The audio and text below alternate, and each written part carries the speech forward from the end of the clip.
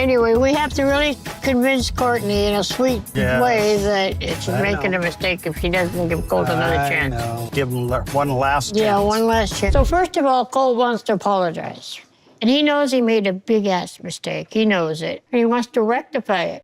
Courtney had already closed the door, kicked Colt out, and called time on the whole mess, yet somehow Debbie still showed up like heartbreak was a customer service issue and she was there to ask for one more exchange. That is the first red flag. Not the cheating by itself, not even the motel room pity party, but a mother stepping into the wreckage like consequences were negotiable if she asked nicely enough. Colt lit the match, burned the trust, and still the rescue team arrived for him, not for the woman he humiliated. You already know this visit was off from the start, because nobody walks into a fresh breakup with a straight face unless they think rules work differently for their family. Welcome back, I'm Sabrine Rose. Subscribe if you love sharp reality TV breakdowns with zero fake drama, and drop your comment when you hear the moment this stopped being about love and started looking like damage control. Because this story is not about one bad choice. This story starts where accountability should begin, and somehow still gets treated like a group project. The strangest part was never Colt cheating, it was the belief that Courtney still owed him a soft landing after it. And that is where the whole thing gets ugly fast. Debbie was not walking into a misunderstanding. She knew enough to know better. So why was she there? Was this about saving Colt from losing Courtney, or saving Colt from losing the woman who took care of him? Was she trying to protect her son, or protect herself from getting stuck with the full-grown version of him again?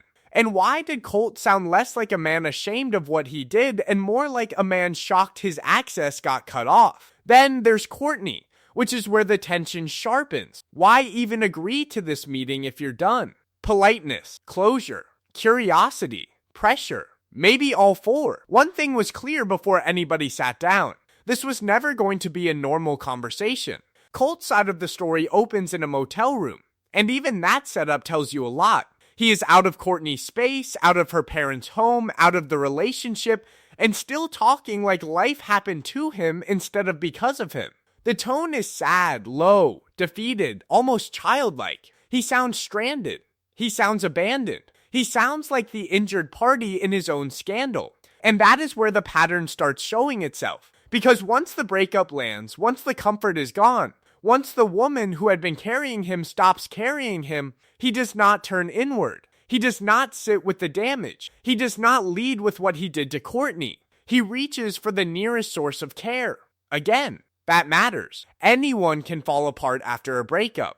Anyone can feel shame after getting exposed. Pain is real even when someone caused the mess. But hurt feelings are not the same as accountability. And looking miserable is not the same as changing. Colt did not sound like a man facing consequences. He sounded like a man looking for his next emotional handler. That is why his wording matters so much. He softens everything. He trims the ugliest edges off his own behavior. He presents himself like someone who made a mistake, not someone who built a pattern. There is selective shame in it, enough to ask for sympathy, not enough to face the full truth. And the helpless tone does the rest. Suddenly, the focus shifts from what Courtney lost to whether Colt is okay. That is the trick. The show almost invites you to confuse his discomfort with depth. And then comes the phone call to Debbie. Of course it does. The minute accountability gets heavy, the old system powers back on. Mom rushes in. Care arrives. The crash gets cushioned. Debbie showing up does not feel like rescue. It feels like a reset button being pushed again. Debbie matters because she turns this from a cheating scandal into a family pattern. If she were only a crying mother checking on her son, the story would stay small, messy, sad, familiar. But Debbie is doing more than comforting Colt. She is translating his behavior into something softer, easier, safer. She takes betrayal and repackages it as confusion. She takes consequences and treats them like a rough patch. She steps in as protector, fixer, interpreter, and emotional buffer all at once. That is why reducing her to some evil mother character would miss the point. Debbie does not come across like someone twirling a mustache and plotting disaster. She sounds loving. She sounds loyal. She sounds like a parent who cannot bear to watch her son sink. And that is exactly why the damage lands harder. Her care feels human. Her effect feels destructive. Every time she cushions the blow, Colt learns the same lesson. Mess up badly enough, and somebody will arrive to soften the landing. Debbie is not only defending Colt, she is preserving the version of him that never has to fully grow up. That is the darker pattern under all this. When a parent keeps converting moral failure into comfort, the adult child does not build discipline. He builds expectation. He starts to assume love means rescue. He starts to expect women to absorb the aftermath of his choices. Debbie may think she is helping him survive a crisis. In practice, she keeps helping him avoid himself. Tony becomes useful right there. He does not need to dominate the story. He only needs to be present enough for his confusion to register. Because when even the quiet bystander looks unsettled, Debbie's defense stops sounding like ordinary loyalty and starts sounding excessive. And once that clicks, her role becomes impossible to miss. She did not come to listen to Courtney. She came to reopen a case Courtney had already closed. By this point, the story needs receipts, not vibes. And Colt gives them. Not by owning the full ugliness of what he did, but by exposing himself in the way he talks about it. He admits there was another woman in Brazil. Not some old flirtation, not some vague emotional overlap, but an ongoing connection.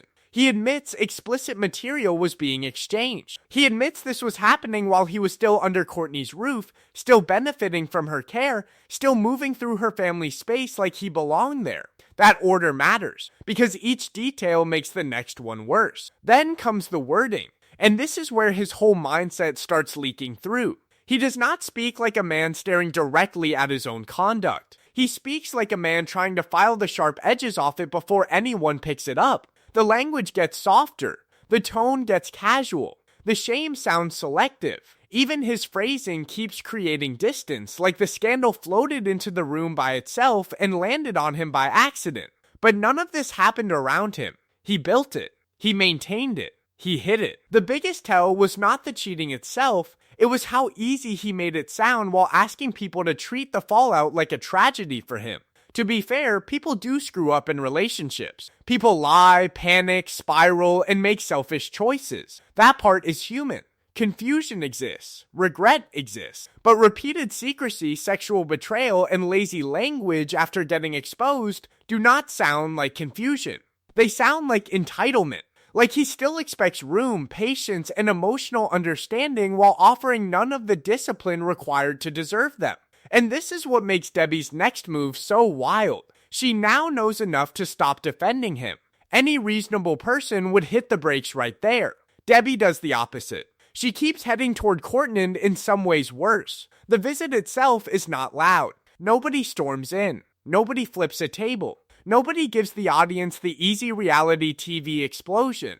Instead, you get that stiff, polite, deeply uncomfortable energy people know from real life when everyone in the room is using manners to cover the fact that trust is dead. That shift matters. Noise would make this easier. Silence makes it sting. Courtney agrees to the meeting, and that alone adds tension because she is not opening a door to reconciliation, she is opening a door to closure with witnesses. Her parents are there, calm and welcoming on the surface, but the respect they had for Colt is gone. You can feel it in the setup. They are being civil, not warm, supportive, not soft. They are not there to negotiate. They are there so Courtney does not have to carry this moment alone. This was not a second chance meeting, this was a polite room sitting on top of a finished relationship. Debbie walks in trying to control the tone before the facts control it. She brings softness, apology, and emotion because those tools usually create room. Tears can slow people down, politeness can blur boundaries, a gentle approach can make a hard no sound cruel. And to Debbie's credit, or maybe to her instincts, she knows she cannot bulldoze her way into this house. She has to make her case sound caring. But Courtney does something smarter than yelling. She stays measured, closed off, but respectful. That is what gives her the upper hand. She does not feed the scene. She does not get pulled into the emotional script Debbie brought with her. And once Debbie makes her first real push, once the conversation starts leaning toward forgiveness and fixing, Courtney makes one thing unmistakable. This is not a wounded woman waiting to be persuaded. This is a woman who already left, and not because she is the loudest person in the room. She becomes the center because she is the clearest. That is a harder kind of strength and a lot more satisfying to watch. She is hurt, embarrassed, drained, and still more emotionally organized than the people asking her to keep the door cracked open. She does not spiral. She does not put on a show. She does not let Debbie turn her pain into a debate. That is what makes her refusal land. She is not speaking from ego. She is speaking from pattern recognition. She knows what happened. She knows what she gave. She knows what she got back. So when she says no, it does not sound reactive. It sounds settled. And that matters, because Debbie is still hoping politeness means uncertainty. Courtney proves the opposite. Her calm is not hesitation. Her calm is closure. Courtney was not shutting down love. She was shutting down access to the version of her that kept carrying him. And that is the bigger emotional punch in this section. Courtney did not only date Colt. She looked after him. She supported him in a practical, physical, domestic way. She gave care the way a lot of women do when they think love means helping, understanding, absorbing, adjusting. Then the repayment came in the ugliest form possible, betrayal mixed with disrespect. So this stops being a breakup recap. It becomes a story about a woman realizing her care has been treated like a service. That is why her line holds so much weight. She refuses confusion. She refuses to be one option in a messy triangle. She refuses the idea that her kindness should trap her into staying available. By the end of this exchange, Debbie starts to grasp something she did not want to face. Courtney's politeness is not softness. And Courtney's no is not temporary. This is where the story has to turn again. Because if the audience feels like the answer is already locked, they drift. And the sharpest way to reopen the tension is to stop asking whether Colt cheated. We already know he did. The harder question now is why Debbie is still selling hope without proof. At some point, loyalty stops looking noble and starts looking like denial in a nicer outfit. Because Debbie's logic falls apart the second you test it. If Colt loves Courtney in the clean, serious way Debbie wants everyone to believe, then why is another woman still in the picture at all? If he has changed, where is the evidence? Not the emotion, not the tears, not the sad motel room energy. Evidence. If Debbie respects Courtney, why is she leaning past a boundary that has already been stated clearly? The more she pushes, the less this sounds like care for Courtney, and the more it sounds like care for the old arrangement, where Colt gets to fail and women still stay reasonable around him. The new wound was not Colt asking for grace, it was Debbie acting like Courtney owed it. And that is where the whole thing gets socially ugly. People understand a mother loving her son through his worst moments. Most people would. But there is a line where motherly loyalty stops being support and starts becoming emotional sabotage. Not sabotage of Colt alone, though that is part of it. Sabotage of any woman who tries to set a clean boundary after being disrespected. Because what Debbie is pushing now is bigger than 1 second chance. She is pushing the idea that a woman should stay soft, stay open, stay understanding, even after the facts are already disgusting. So the deeper insult is no longer the cheating by itself. It is the expectation wrapped around the cheating. The expectation that Courtney should still be compassionate on cue. And Debbie, even now, is still pushing. Now the contrast becomes impossible to ignore. Debbie's energy starts to thin out. Not because she stops caring, but because the room is no longer bending around her. Courtney, on the other hand, gets sharper the longer this goes on. Not louder, not harsher, just clearer. That shift is what gives this moment its weight. One person is slowly losing ground. The other has already found it. Tony barely needs to speak, and still his presence does work. He sits there like a quiet mirror reflecting how this all sounds to someone not emotionally tied to Colt. And that reflection is uncomfortable. Because when you step back, Debbie's argument does not land like protection. It lands like pressure. Not aggressive, not cruel, but persistent in a way that ignores what has already been said. Loving your son is human. Expecting someone else to carry the cost of that love is where it crosses the line. That distinction matters, because it keeps the story fair. Debbie is not wrong for showing up. She is not wrong for wanting her son to be okay. Any parent would. The problem starts when that care turns into a request, or worse, an expectation that Courtney should absorb the damage again so Colt does not have to sit in it. That is where empathy becomes imbalanced. And then it circles back to Colt, almost quietly. The man at the center of all this is not leading the repair. He is not doing the heavy lifting. His mother is apologizing, explaining, softening, negotiating. She is carrying the emotional work that should be his. That alone says more than any speech could. By now, Debbie can feel it, even if she does not say it out loud. The room is not moving with her anymore. The mission is slipping, and she knows it. And then, the whole rescue system finally runs out of road. Debbie came in hoping emotion would open a door Fax had already slammed shut. It did not. Courtney's parents stayed steady. Courtney did not fold. Nobody in that room gave Debbie the one thing she came to collect. A soft reset for a man who had already burned through too much trust. That is where the relief hits. Not because the pain disappears. Not because the humiliation suddenly gets smaller.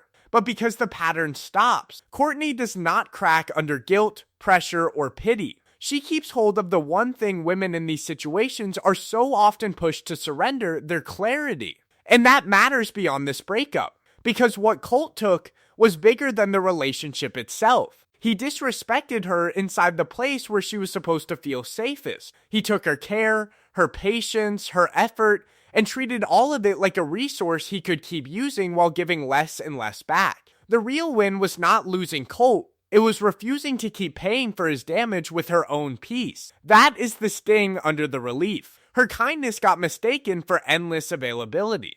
Her support got mistaken for tolerance. Her love got turned into labor. And once that happens, forgiveness without change stops being mercy. It starts becoming permission. So when Debbie walks out, she is not only leaving without success, she is leaving without the old pattern intact. That is the final reversal. The woman who came to restore the system walks away unable to restore anything at all. By the end, the answers are clear without needing to be forced. Debbie did not help. She comforted, defended, explained, and pushed, but none of that moved the truth. Colt did not fully face reality either. He faced fallout. That is not the same thing. Fallout is what hits you after the lie breaks open. Reality is what you do with yourself once nobody is left cushioning the impact. And Courtney, for all the hurt she carried through this, did not walk away empty. She lost the fantasy. She lost the version of the relationship where care, loyalty, and patience were going to turn into safety. That loss hurts, but it is still not the same as losing her future. Courtney did not win because Colt fell apart. She won because she stopped offering herself to a pattern that kept draining her. That is the cleanest payoff in the whole story. Not revenge, not humiliation, not some loud final takedown. Self-respect, hard-earned, calm, and overdue. And no, none of this means Colt is doomed forever. People can change. People can grow. But no growth starts while someone else keeps softening every consequence before it lands. As long as somebody is translating failure into sympathy, there is no reason to do the harder work. So the ending is not bitter. It is sharper than that. One cycle ends with Courtney refusing to play her old role ever again. And somewhere around Colt, another old pattern still hangs in the air, waiting to see whether anybody around him will finally stop confusing rescue with love.